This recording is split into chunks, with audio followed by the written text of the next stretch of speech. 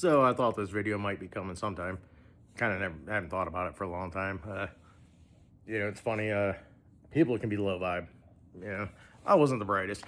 About 6 years ago, I was with a narcissist. I didn't really know what a narcissist was then. I was with her for quite a while, and it was always alone. Never. Oh, you know how that goes. They're always stripping everything from you. That makes you happy and this and that. So I did. I got to talking to this girl online, or person online, supposedly. Probably the fat dude in his mom's basement. And I talked to her for like a month or two, and she'd send naughty pictures. I'd send her a naughty picture every once in a while.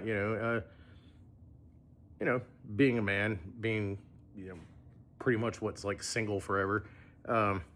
So I got tired of the games and all that, and wouldn't refuse to send them money because I didn't think that it was going. They wanted gift card, like stupid little cards, not even cash currency. So I knew they were scammers.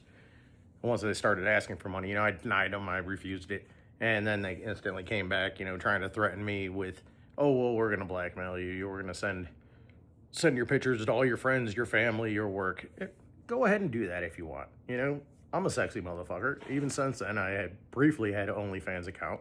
I'm not perfect, but I'm a angelic soul. So we are sensual, naughty people sometimes. With the right people, that's a whole different story. So I think it's funny that like 6 years later, I just opened my back messages in like the spam accounts to check because I'm starting my Reiki business, and I have my book published about my life, which the scammers are in there. I think it's funny. I opened it and there they were threatening me again. It's like, what? Almost 6 years, you're still trying to threaten somebody. Just go choke on something dry.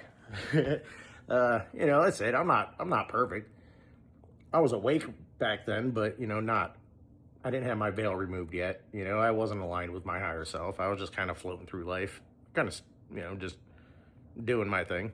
I just think it's funny that almost 6 years later, they're still, "Oh, we'll find you and we're going to send your pictures."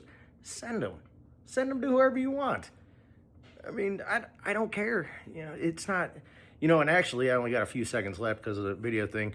When I finally like told them no, when they tried to threaten me, I didn't snap, but I said, "You know what? I have been to heaven and I've been to hell. I have dealt with dark beings my whole life, and I felt an explosion, and for the first time I could breathe."